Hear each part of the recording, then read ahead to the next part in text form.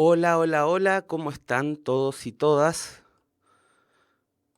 Las saludamos desde nuestros headquarters eh, en, en Santiago, ¿cierto? Los saludamos a todo Chile y afuera de Chile.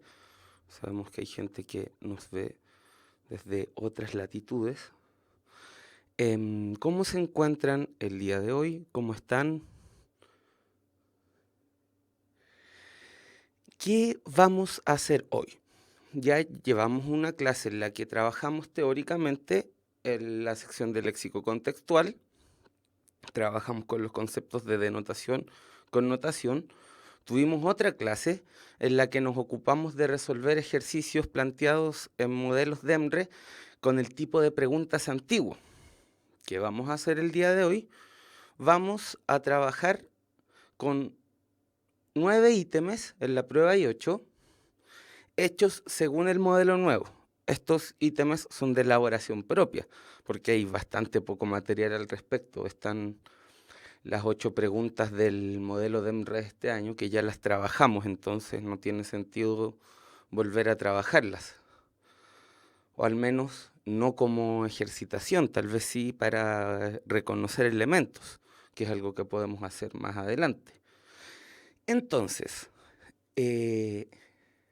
vamos a trabajar con ítems construidos según este nuevo modelo, pero son ítems de elaboración propia, aclaro. Y si nos queda tiempo, trabajaremos con los ítems del modelo antiguo que nos quedan del ensayo anterior. Pero más importante, trabajemos con los textos que nos conducen a preguntas hechas según el modelo nuevo. A ver.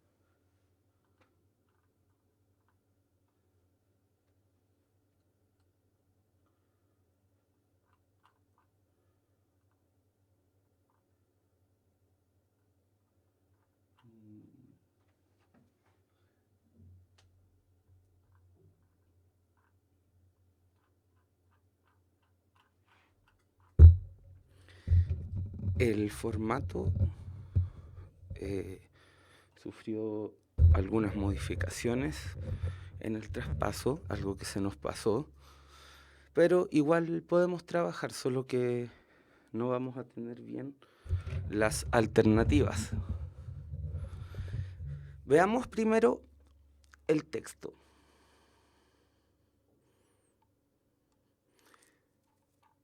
Lo leeremos en voz alta y luego pasaremos a ver las preguntas.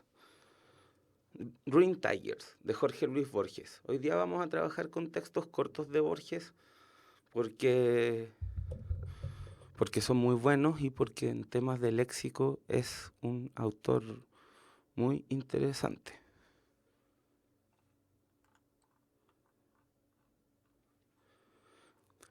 En la infancia yo ejercí con fervor la adoración del tigre. No el tigre overo de los camalotes del Paraná y de la confusión amazónica, sino el tigre rayado, asiático, real, que solo pueden afrontar los hombres de guerra sobre un castillo encima de un elefante. Yo solía demorarme sin fin ante una de las jaulas del zoológico. Yo apreciaba las vastas enciclopedias y los libros de historia natural por el esplendor de sus tigres. Todavía me acuerdo de esas figuras, yo que no puedo recordar sin error la frente o la sonrisa de una mujer. Pasó la infancia, caducaron los tigres y su pasión, pero todavía están en mis sueños. En esa napa sumergida o caótica siguen prevaleciendo y así, dormido, me distrae un sueño cualquiera y de pronto sé que es un sueño. Suelo pensar entonces, este es un sueño, una pura invención de mi voluntad y ya tengo un limitado poder. Voy a causar un tigre. Oh incompetencia. Nunca mis sueños saben engendrar la apetecida fiera. Aparece el tigre, eso sí, pero disecado o endeble, o con impuras variaciones de forma, o de un tamaño inadmisible, o harto fugaz, o tirando a perro o a pájaro.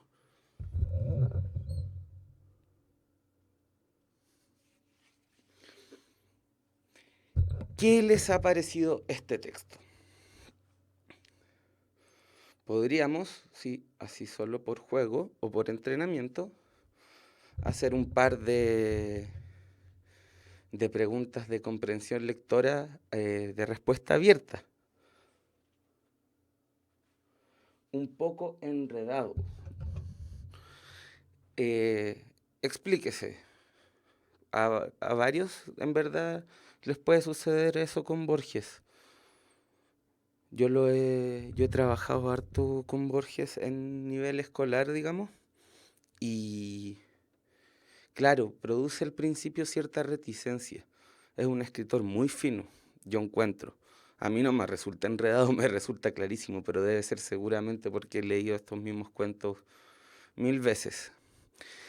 ¿Cuál señalarían que es el tema central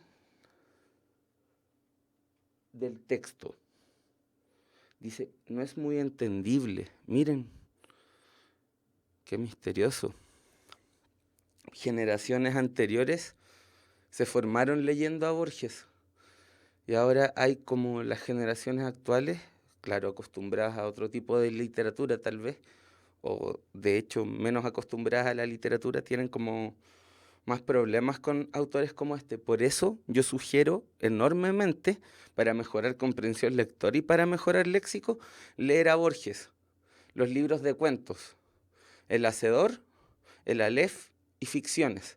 ¿Por qué? Porque el tipo es súper imbrincado, pero escribe cuentos cortos.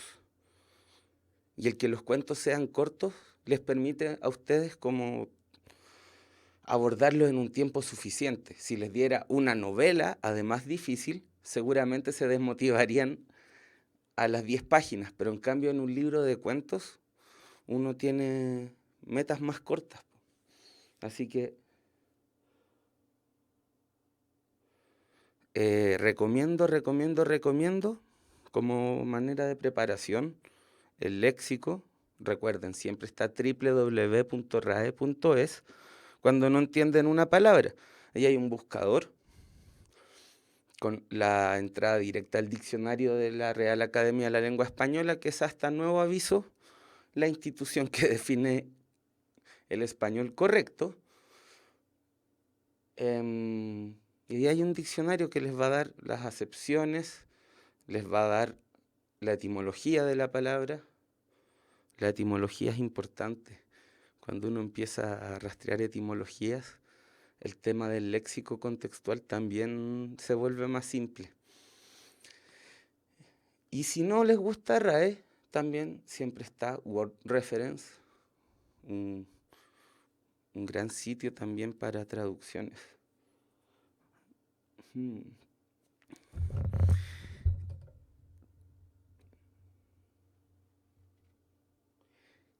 ¿Les sigue pareciendo muy inentendible el texto? ¿Quieren darle una segunda vuelta? Porque creo que no va a servir si nos enfrentamos a la pregunta sin haber comprendido el texto. Veámoslo otra vez. Desaparezco.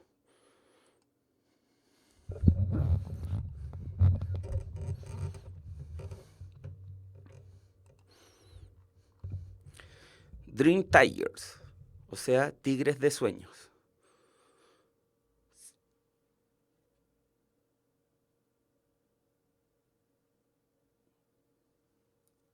En la infancia yo ejercí con fervor la adoración del tigre. No el tigre overo de los camalotes de Paraná y de la confusión amazónica, se está refiriendo a otro felino que le dicen tigre overo, que no era ese el que le gustaba en su infancia, y nos dice ahora cuál, sino el tigre rayado, asiático, real, que solo pueden afrontar los hombres de guerra sobre un castillo encima de un elefante.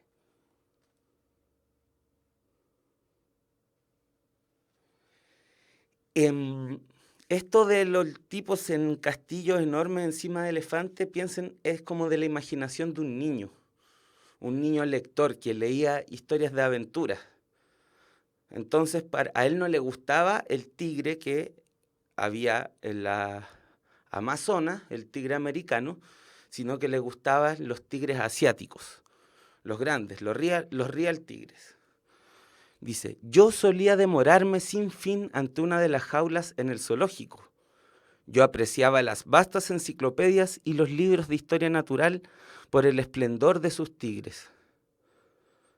El esplendor, cierto, es el brillo, eso, sí, sobre todo el brillo, la energía de grandeza que irradia algo. Eso es un esplendor.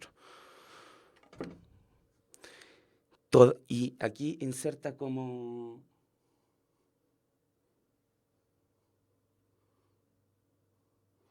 en paréntesis una reflexión, ¿cierto? Dice, todavía me acuerdo de esas figuras. Y esto lo hace con un paralelo a la siguiente idea. Yo, que no puedo recordar sin error la frente o la sonrisa de una mujer. O sea, no puedo equivocarme al recordar a una mujer, pero no puedo olvidarme, quitarme de la memoria la imagen de estos tigres que vi en mi infancia. ¿Cierto? Ahora dice, pasó la infancia, caducaron los tigres y su pasión. La palabra caducaron, ¿les suena?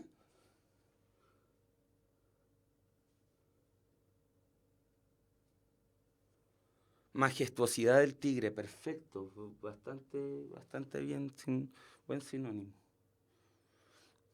Pasó la infancia, caducaron los tigres y su pasión, pero todavía están en mis sueños. En esa napa sumergida o caótica siguen prevaleciendo, y así, dormido, me distrae un sueño cualquiera, y de pronto sé que es un sueño.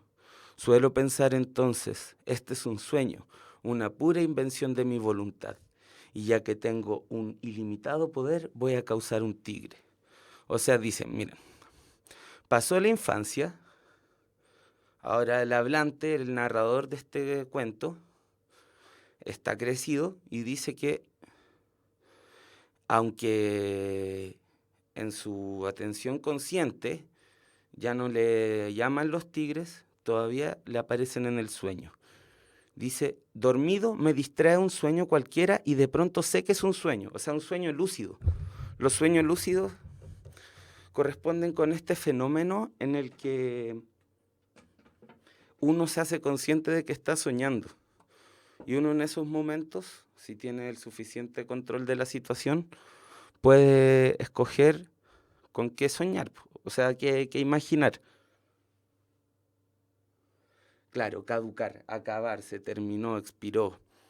Bastante bien. Entonces, dice, en este sueño, una pura invención de mi voluntad. Este es un sueño, una pura invención de mi voluntad. Y yo tengo un ilimitado poder. Voy a causar un tigre. Se propone, asimismo entonces, voy a visualizar un tigre. Ahora que tengo toda la voluntad que me permite este control sobre el sueño. ¿Qué es lo que le sucede? ¡Oh, incompetencia! Exclama el hablante, ¿cierto? Es una exclamación como para adentro. ¡Oh, incompetencia! Nunca mis sueños saben engendrar la apetecida fiera. Aparece el tigre, eso sí, pero disecado o endeble, o con impuras variaciones de forma, o de un tamaño inadmisible, o harto fugaz, o tirando a perro o a pájaro. O sea, le aparecen tigres pirateados igual, po. Unos tigres fail.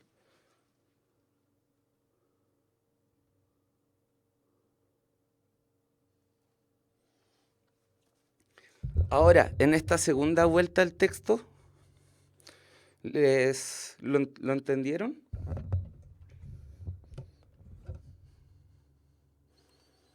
¿La lectura guiada de Jorge Luis Borges funcionó? Perfecto, bacán que lo hayan entendido. Es un cuento hermoso, a mí me fascina, creo que es un gran momento de la literatura. Me alegro mucho de haber podido compartir esa experiencia con ustedes y si eso implica leer el cuento 2 veces, bueno, es lo que vamos a hacer.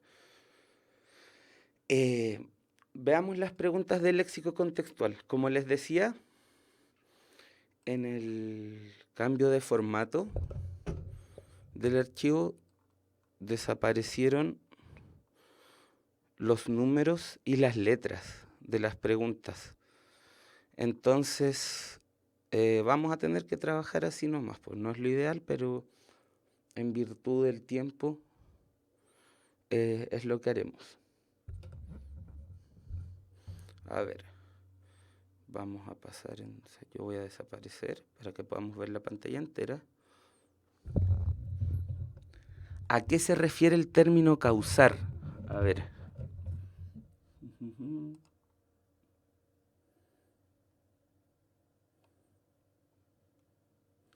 Voy a causar, es un uso poético.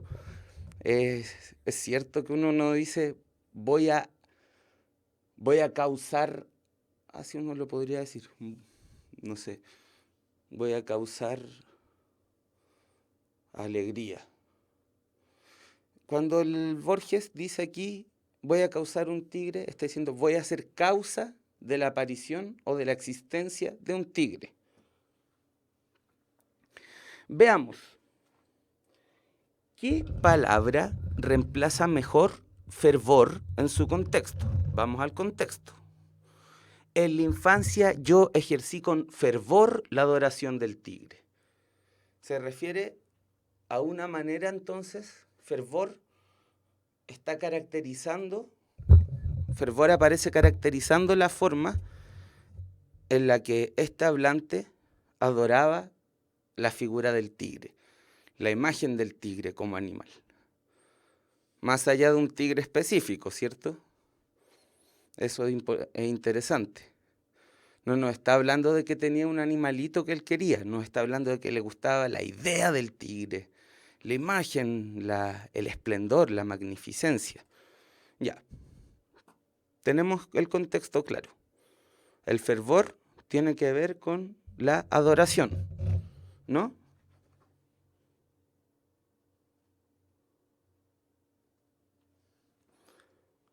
Vamos entonces a las preguntas. ¿Qué palabra reemplaza mejor fervor en su contexto? Fiebre es la medida en que se usa esta expresión como metáfora de una conciencia enferma. Y claro, tiene alguna proximidad fervor con fiebre desde el punto de vista etimológico.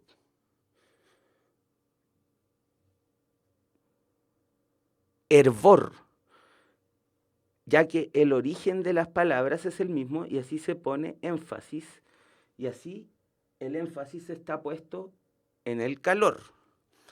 Esto es cierto, hervor y fervor son la misma palabra.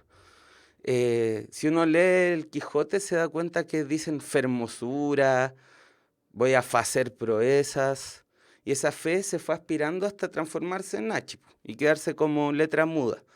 La palabra fervor entonces es un remanente de esa época del castellano.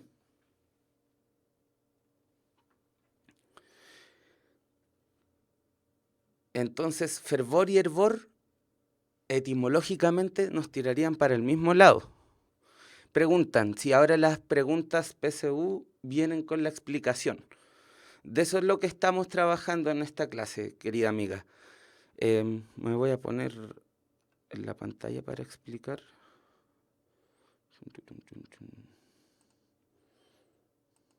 Mira, Gatalina. En efecto, se cambiaron las preguntas de plan de redacción, o sea, de léxico contextual, se cambiaron de formato. Eso fue por decisiones que se tomaron en DEMRE el 2013 y que se están aplicando como cambios 2014 y 2015, que son años de transición. Ahora, este año, en la prueba que toca dar a fin de este año, van a haber 7 preguntas de léxico contextual del tipo antiguo, o sea que aparecían sin explicación al lado, y 8 del tipo nuevo. Ahora estamos trabajando con palabras con ejercicios que simulan la manera nueva. ¿Ok? Entonces, continuamos.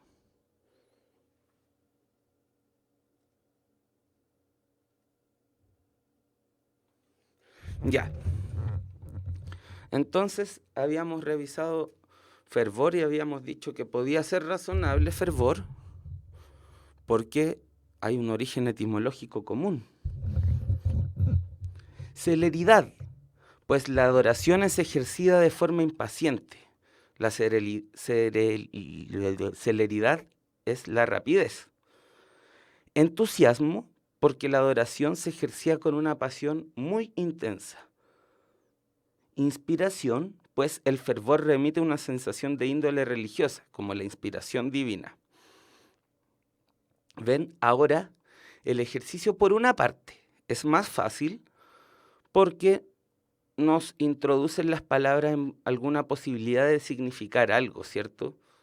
Entonces, cuando la palabra no estaba en nuestro Wikipedia mental, antes nos podíamos poner nerviosos. Uy, y si justo esta palabra de la que no sé el significado, ahora aparece una explicación. Pero por otro lado, pueden haber varias palabras correctas, pero que lo malo sea la explicación. O sea, ahora se tienen que fijar que la explicación sea consistente. Y esa es una dificultad nueva.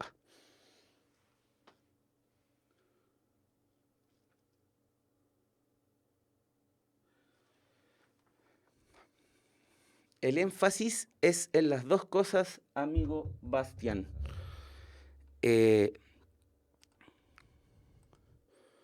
Porque, por ejemplo, en preguntas como esta, tenemos varias que sinonímicamente funcionan bien, o que a nivel de la denotación funcionan bien, pero no todas las explicaciones funcionan bien. Entonces, aquí la trampita está en cuál es la explicación más parca, aquella que se adecúa más al texto sin agregarle elementos. ¿Cuál creen que es ustedes?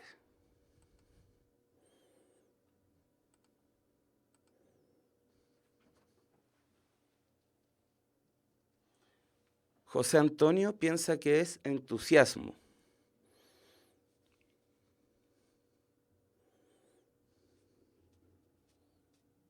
¿Alguien tiene alguna otra opinión? Hay consenso en que es entusiasmo. ¿Cómo argumentarían su elección?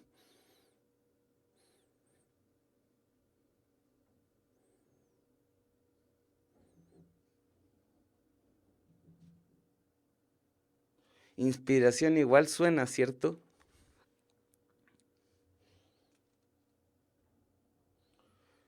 Que dicen que es algo en lo que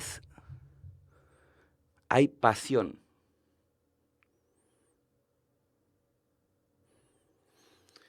Bueno, efectivamente es entusiasmo. Aquí adoptamos entusiasmo no necesariamente porque sea el sinónimo más adecuado. Yo encontraría que hervor o inspiración podrían servir, pero claro, descartamos fiebre, que podría relacionarse con fervor, pero lo descartamos porque no vemos que haya una connotación en el contexto de enfermedad en ese fervor. Sí, un fervor es algo más que un gusto. Tener una admiración fervorosa es algo más que decir, te admiro, sino que es como, ¡oh, qué bacán! ¡Los tigres! ¡Quiero ir a ver tigres! A eso se refiere con admirar con fervor. Inspiración estaba buena y la explicación o sea, estaba buena, digo, podría haber sido la explicación que lo relaciona con lo religioso, es poéticamente consistente igual con una interpretación del texto. Sin embargo, habría que ponerle al texto un poco más de lo que nos está dando para que esa alternativa fuese correcta. Tienen razón ustedes, la mayoría, que dijeron entusiasmo, porque pone énfasis en un aspecto más parco, a que la admiración era entusiasta. Era una admiración así, ¡oh, qué bacán! Quiero ir a ver un tigre. como ya lo acabo de hacer. De esta forma, la alternativa correcta es entusiasmo.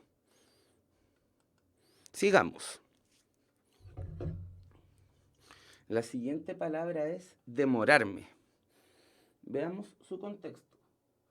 Yo solía demorarme sin fin ante una de las jaulas del zoológico. Yo solía demorarme sin fin ante una de las jaulas en el zoológico.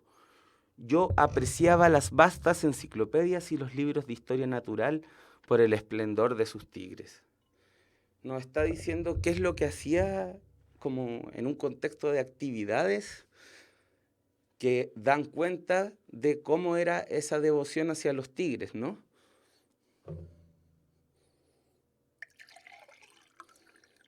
Voy a tomar agüita, permiso.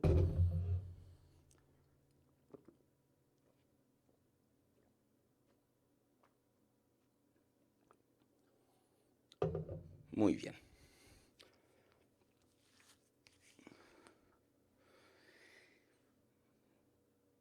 Demorarse en los tigres.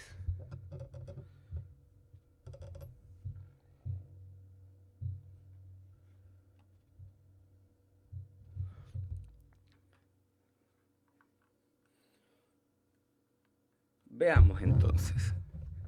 ¿Qué palabra reemplaza mejor demorarme en su contexto? Enlentecerme, pues lo que se destaca es el uso del tiempo frente a las jaulas. Maravillarme, porque se destaca el asombro que producen los tigres. Detenerme, en la medida en la que le dedicaba, ahí debería decir tiempo y atención a observar tigres. Atrasarme, pues el narrador llegaba tarde a otras actividades. Encandilaba, porque la experiencia dejaba al observador pasmado.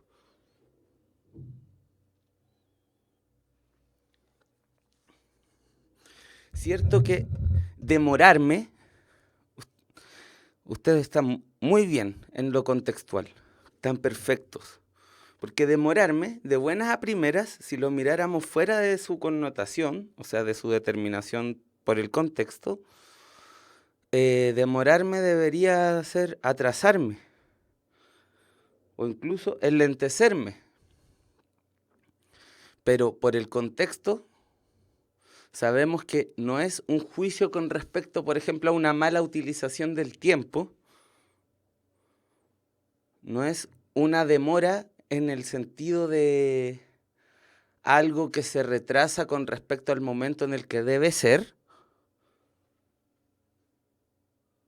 sino que es parar de hacer lo que se está haciendo para hacer otra cosa, digamos.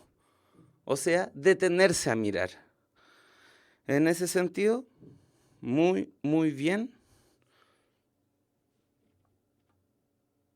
a quienes establecieron que la palabra era detenerse. Finalmente tenemos caducaron. Veamos cómo dice. Pasó a la infancia, caducaron los tigres y su pasión, pero todavía están en mis sueños.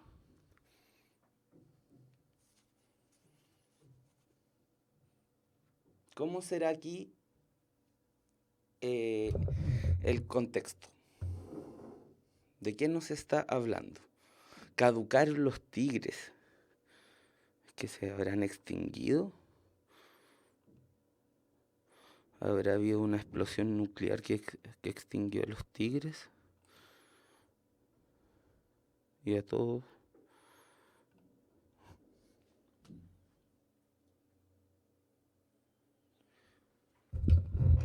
Extinguiéronse, caducaron los tigres, ¿cierto?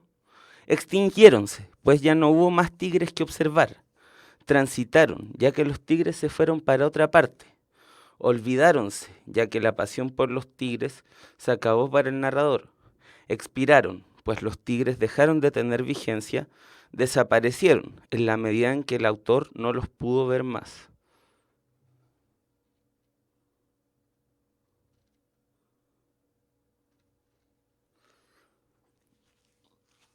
Aquí caducar se parecería mucho más a extinguirse incluso, que a olvidarse. Pero claro, de nuevo, la explicación y el contexto nos orientan y nos dice que el caducar tiene que ver con que lo que caducó fue el amor por esta imagen del tigre, ¿cierto? Perfecto. Pa- Parece que les resulta más simple este tipo de ejercicios que los otros, ¿o no? ¿Qué dicen ustedes que van a ser la primera generación en ser evaluada con esta nueva modalidad? ¿Qué percepción tienen?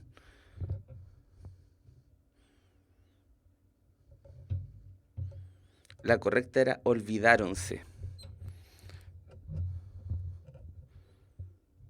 ¿Les parece que es mejor? Sí, a mí igual me parece que es mejor, aunque me gustaba esa cuestión misteriosa que tenían antes estos ejercicios, como de uno irse en el caldo mental de, a ver, ya, ¿qué implica esta palabra?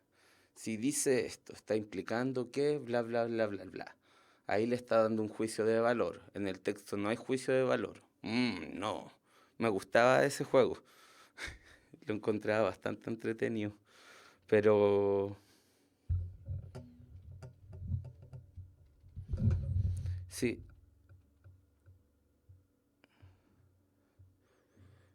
em, parece que esto es menos confuso. Qué bueno que el cambio sea para mejor. Vamos con otro cuentito.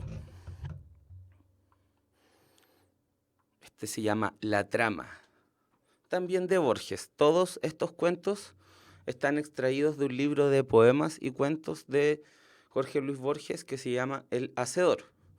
Como decía al principio, Borges es una excelente lectura para trabajar léxico contextual y comprensión lectora. Lo vamos a leer una vez, les voy a preguntar si lo captaron y si no lo leemos de nuevo, igual que el cuento anterior. Eso es lo que yo entiendo que a Borges les pueda parecer más complejo. Y cuando uno se encuentra con algo más complejo, lo lee más veces nomás, pues si no es tan dramático, ¿no? Este se llama, el título es La Trama. Para que su horror sea perfecto, César, acosado al pie de la estatua por los impacientes puñales de sus amigos, descubre entre las caras y los aceros la de Marco Bruto, su protegido, acaso su hijo, y ya no se defiende y exclama, «Tú también, hijo mío». Shakespeare y Quevedo recogen el patético grito.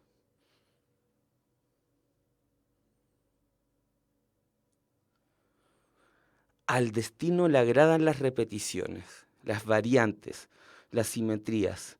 19 siglos después, en el sur de la provincia de Buenos Aires, un gaucho es agredido por otros gauchos y al caer reconoce a un ahijado suyo y le dice con mansa reconvención y lenta sorpresa. Estas palabras hay que oírlas, no leerlas. Pero che, lo matan y no sabe que muere para que se repita una escena. Eso es el cuento. Primero juguemos un poco a la comprensión lectora de Living. ¿Qué les pareció?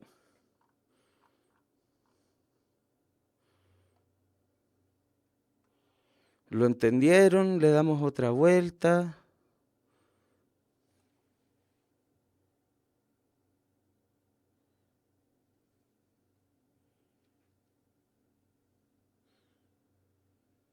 ¿A quién entendieron mejor?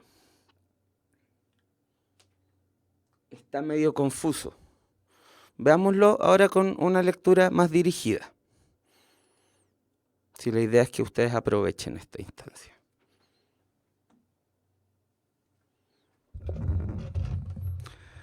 Para que su horror sea perfecto, o sea, para que la situación no pudiese ser peor, es una manera muy literaria de Borges de decirlo, para que el horror, o el horror, que es el exceso de miedo. El, oh, ¿qué pasa? Así como miedo con desconcierto, para que el horror sea perfecto, o sea, esté completo en sí mismo. César, acosado al pie de la estatua. César es el tipo que inventó la institución del César como emperador de Roma, ¿cierto? Que como sabemos fue asesinado por una conspiración en la que estaba su hijo Marco Bruto, y de ahí viene la palabra bruto.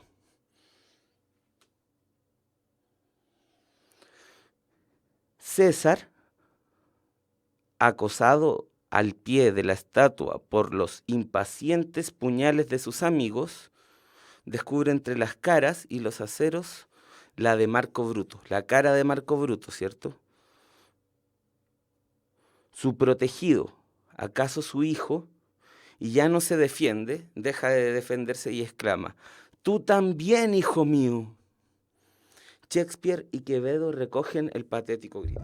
Shakespeare y Quevedo son dos escritores que escribieron sobre esta situación en textos bastante conocidos, sobre todo conocidos por Borges, que era un ratón de biblioteca, un gran Virgo. A propósito de que estamos en el periodo de los Virgos, leer a uno de los Virgos más grandes, a Borges.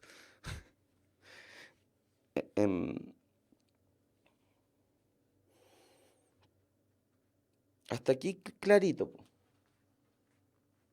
Luego, en el segundo párrafo, lo que se hace es que se nos muestra un paralelo de esta historia, pero se establece como una perspectiva metafísica, como que en la historia hay un destino, y ese destino tiende a las repeticiones, que es una idea que en Borges se repite mucho, que es que los sucesos históricos suceden muchas veces.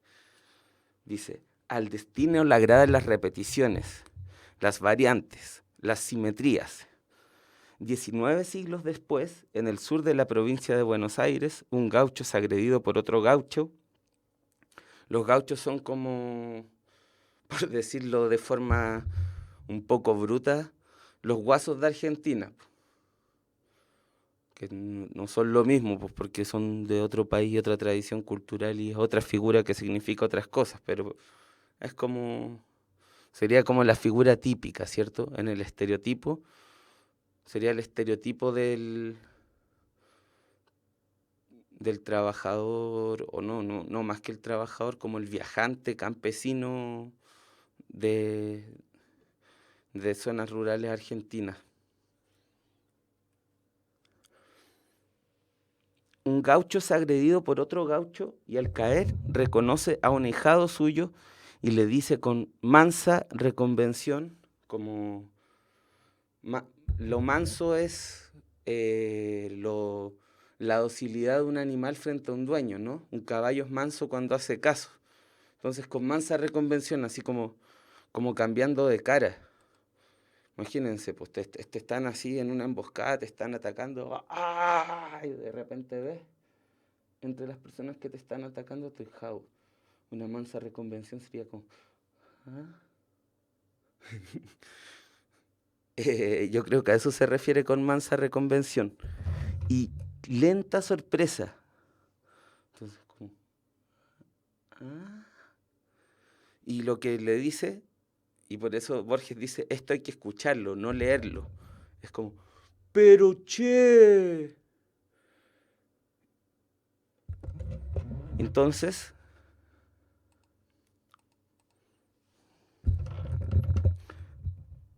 lo matan y no sabe que muere para que se repita una escena. Entonces es como este destino de que la historia se está repitiendo. Ahora, en esta segunda vuelta, ¿entendieron mejor el cuento? Son dos situaciones que son como un espejo la una de la otra. Lo lindo es como Marco Aurelio dice, tú también, hijo mío. Y el gaucho dice, pero che, en una expresión mucho más simple, pero que en el fondo es como si dijeran lo mismo.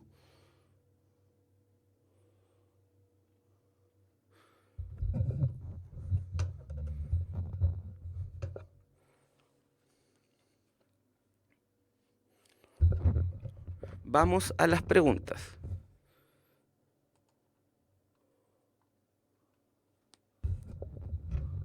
Aceros. Metales, porque el acero es un tipo de metal. Expresiones, ya que el acero es una metáfora de la dureza de la expresión de los rostros, ¿cierto? Según aparece aquí en el contexto, sería descubre entre las caras y los aceros la de Marco Bruto. Dolores, puesto que alude a la dureza del sufrimiento producto de la tradición. Armas, pues antes nos han dicho que el personaje está en una situación de acoso. Puñales, pues corresponde con la información anteriormente entregada.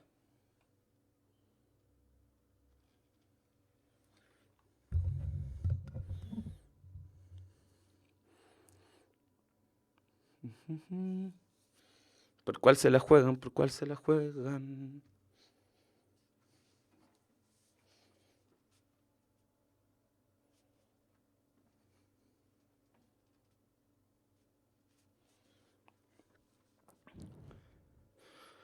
La alternativa correcta es la más fome. Se nos dijo que los tipos tenían puñales. Entonces, los aceros corresponden, según lo que se nos dijo antes, a los puñales, y por información previamente entregada en el contexto, nos damos cuenta que los aceros son los puñales de los que estaban atacando.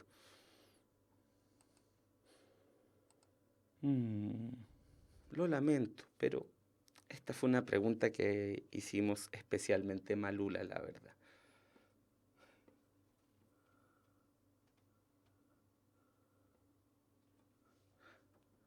Armas,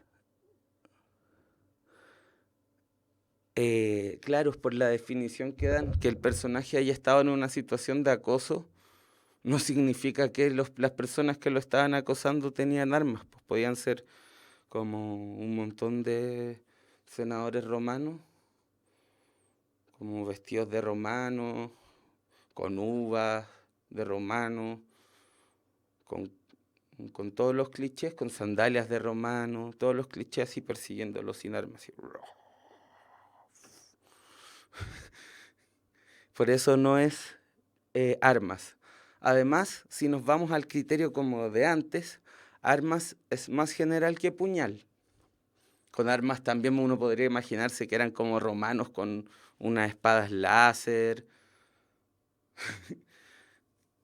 con pistolas de pintura, y que le estaban tirando pistolas de pintura a César.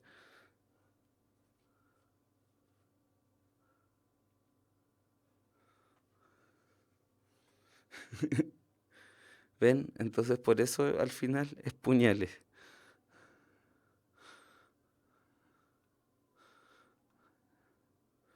Veamos la otra.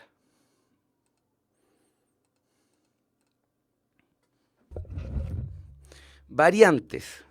Veamos. Al destino le agradan las repeticiones, las variantes, las simetrías. Vemos, además, recuerden lo que se nos está introduciendo con ese comentario. Borges hace ese comentario sobre el destino para luego mostrarnos esta situación en la que se repite lo sucedido. Fíjense entre las palabras que aparecen. Aparece repetición, variante, simetría en una misma lista. Eso les va a servir. Ahora veamos las alternativas. Variantes. Transformaciones, ya que según el contexto se afirma la idea del cambio. Variaciones, puesto que lo que prima en el contexto es la idea de la transformación. Versiones, puesto que se refiere a las distintas apariciones de un suceso que se repiten con variaciones. Verdades, puesto que una versión de un hecho es una verdad sobre el mismo. Acontecimientos, porque el contexto nos permite afirmar que una versión es un suceso.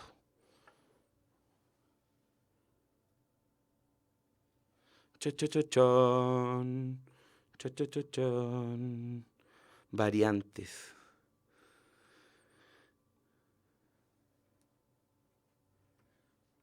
Variantes. Variantes. Sí, ¿cierto?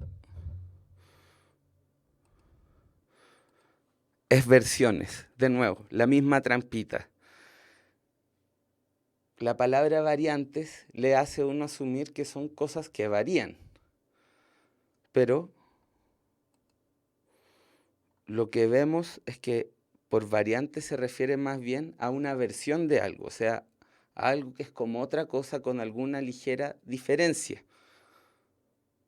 Tal como uno podría decir, sale un modelo de tal auto del 90, del 91, del 92, 93, 94 y así hasta el 2015, y uno puede decir, son distintas variantes del mismo auto. En ese sentido está empleada de tal forma que, tal como la mayoría de ustedes lo vio, la alternativa correcta era variantes. Veamos. La última de este texto es sorpresa.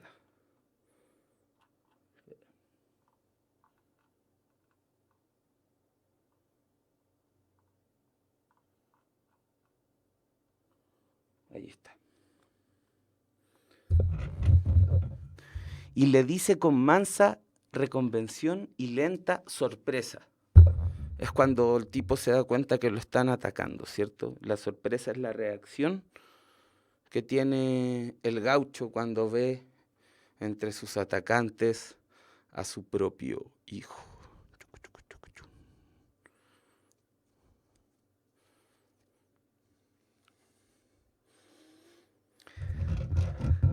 Asombro, pues la experiencia que vive el personaje remueve sus concepciones de mundo.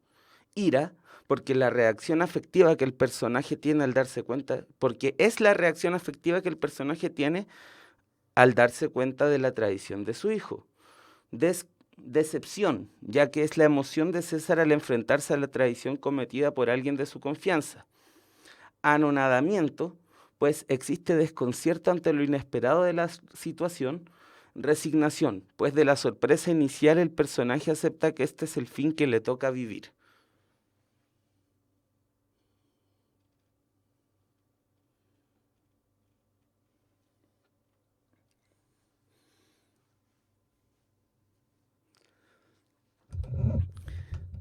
La palabra que queda más bonita es asombro, por supuesto, pero es incorrecta por la explicación. Presupone la explicación un montón de cosas que pasan en la cabeza del personaje que el cuento no nos dice.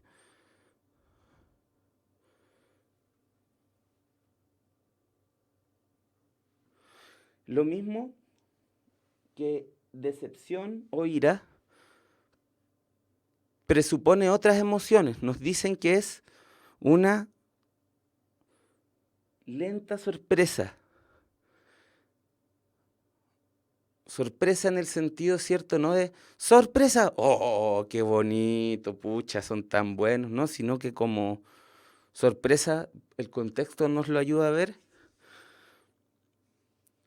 con respecto a lo que va a decir después, ¿cierto? El pero che, como una incomprensión de lo que está sucediendo. De tal forma que es anonadamiento.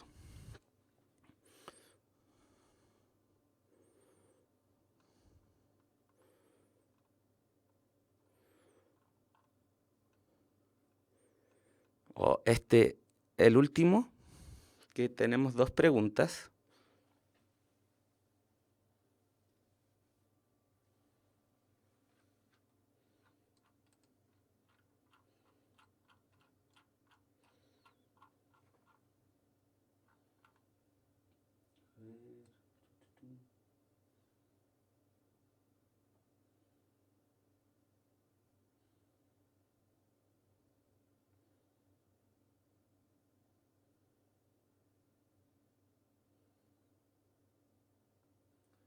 Ya. Los felicito porque les está yendo muy bien. Este se llama Argumentum Ornithologicum. El título, para empezar a orientarlos ya, está relacionado con el argumento ontológico que prueba la existencia de Dios, que es un argumento que se construyó en la Edad Media para probar lógicamente la existencia de Dios. No sé si lo conocen. El asunto es que aquí Borges, que siempre le gustó ese tipo de argumentos, como desde el punto de vista literario, construyó un argumento no ontológico, sino ornitológico, o sea, relacionado con los pájaros.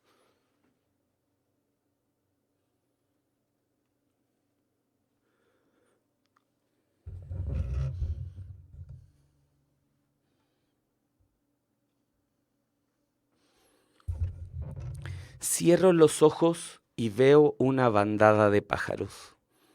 La visión dura 1 segundo, o acaso menos. No sé cuántos pájaros vi. ¿Era definido o indefinido su número? El problema involucra el de la existencia de Dios. Si Dios existe, el número es definido, porque Dios sabe cuántos pájaros vi. Si Dios no existe, el número es indefinido, porque nadie puede llevar la cuenta. En tal caso, vi menos de 9, 8, 7, 6, 5, 4, 3 o 2 pájaros y vi un número entre 10 y 1 que no es 9, 8, 7, 6, 5, etc. Este número entero es inconcebible. Ergo, Dios existe. La cuestión termina siendo una prueba poética.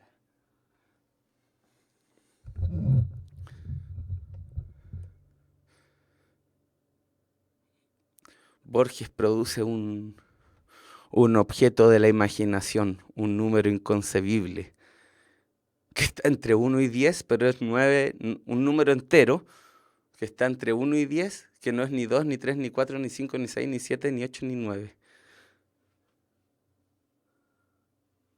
Una creación de la imaginación. Hermosa, por cierto. La primera, visión. Tenemos que aparece como la justificación del desarrollo posterior esta visión. Cierro los ojos y veo una bandada de pájaros. La visión dura 1 segundo o acaso menos. La visión entonces es lo que se le apareció al cerrar los ojos. Visión. Ilusión, pues se establece de forma peyorativa la condición ficticia de lo dicho. Enceguecimiento, pues la experiencia ocurre con los ojos cerrados. Imagen, pues refiere a una visión imaginaria. Símbolo, pues la visión remite a un complejo enunciado filosófico. Alucinación, pues la visión responde a un comportamiento mental alterado. Un redoble de tambores.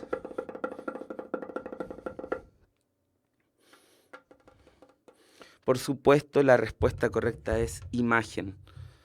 En visión, la explicación dice que está empleado de forma peyorativa y no está empleado de forma peyorativa. Enceguecimiento no tiene nada que ver. Símbolo podría ser que la imagen es el símbolo del problema que viene después, pero eso ya entra en el campo de la interpretación. Y aquí no se nos está pidiendo interpretar. Alucinación implica la alucinación un estado alterado de conciencia, ¿cierto? Esto es solo una imagen, una visión imaginaria. Ahí uno dice, ¿qué es la imaginación? Bueno, pues es este reservorio, este órgano ficticio, por decirlo así, o intangible que produce imágenes. Qué bonito. A mí me conmueve cuando me pongo a pensar en la palabra imaginación. Veo, es nuestra capacidad de crear imágenes. Qué bacanes somos. Ya, con esta para terminar. Inconcebible, nos dice, este número cuyas características ya dijimos es inconcebible. Inconcebir, concebir. Concebir, concepción. Concepción, concepto. Inconcebible. Inexistente, en cuanto es un número que entre 10 y 1 es un número entre 10 y 1 que no abarca todos los números entre 2 y 9 que separan los dos primeros dígitos aludidos. Quedó muy raro eso. Inconceptualizable en la medida en que es un número que no se puede figurar por la razón. Inanalizable, pues un número como el que se describe no podría ser objeto de razonamiento. Inconsistente en la medida en que es un concepto incoherente. Inaccesible ya que no hay forma de que la experiencia humana lo perciba.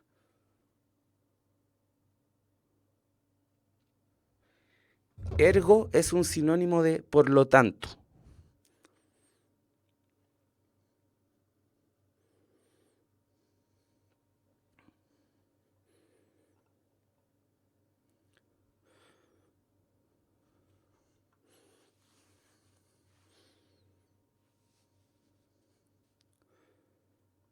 ¿Cuál dicen? ¿Por cuál se la juegan?